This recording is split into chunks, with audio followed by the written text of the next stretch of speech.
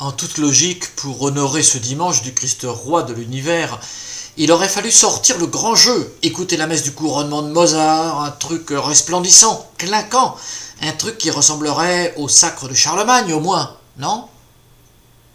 Or, on assiste ici dans l'Évangile à un renversement de la logique de puissance.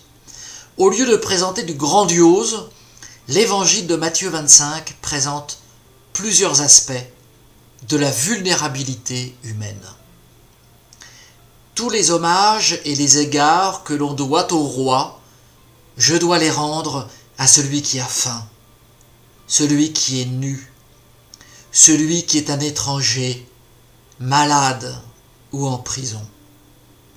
Car la notion de roi dans la parabole de l'Évangile ne cale plus du tout avec la notion de pouvoir ou de puissance installée, mais bien avec celle de la dignité, la plénitude des conditions du bonheur. Plus encore ici, non seulement Dieu se reconnaît dans la précarité du mendiant, mais il est lui-même et constamment celui qui frappe à la porte de ton cœur. Et il demande « J'ai soif. Viens me visiter. Tiens-toi en ma présence. Ne me considère pas lointain ou étranger. » Il me demande encore « Accorde-moi le soin de ta délicatesse, de ta tendresse, de ton regard. » Le puissant semble me dire qu'il n'y a rien de si puissant que la fragilité, parce qu'elle permet la relation. Elle demande de prendre soin. Elle exige d'arrêter la course folle des activités pour être là avec l'autre.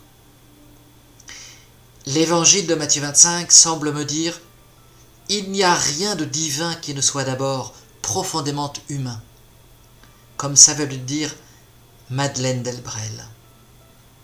Moi j'appelle ça la religion de l'attention aux autres. C'est très simple en réalité. L'étymologie de religion d'ailleurs ne veut-elle pas dire mise en relation ? Comme si accepter d'être en relation avec les autres permet du même coup d'être en relation avec Dieu lui-même. Les théologiens diraient pas de transcendance sans immanence. Car dans la croix, il y a l'axe vertical qui nous relie le ciel et la terre, mais il y a aussi l'axe horizontal qui permet cette unité solidaire de tous les peuples de la terre.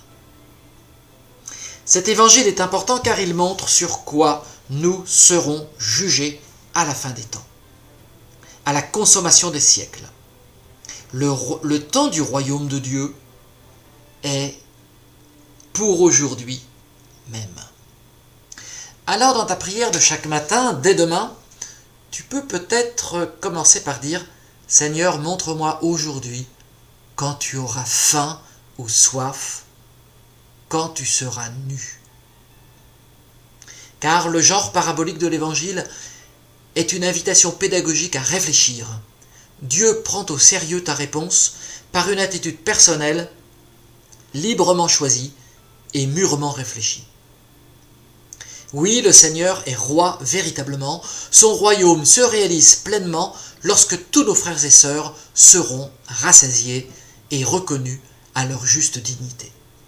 Ça tombe bien car autour de nous, une multitude de frères et sœurs ont eu pour nous-mêmes beaucoup d'attention, nous ont procuré de la tendresse, nous ont aimés, pile à des moments de fragilité d'ailleurs. Seigneur, ma gratitude est grande envers toi, grâce à mes frères. Donne-moi d'ouvrir les yeux à mon tour pour te servir là où se manifesteront des frères et sœurs assoiffés de ton royaume.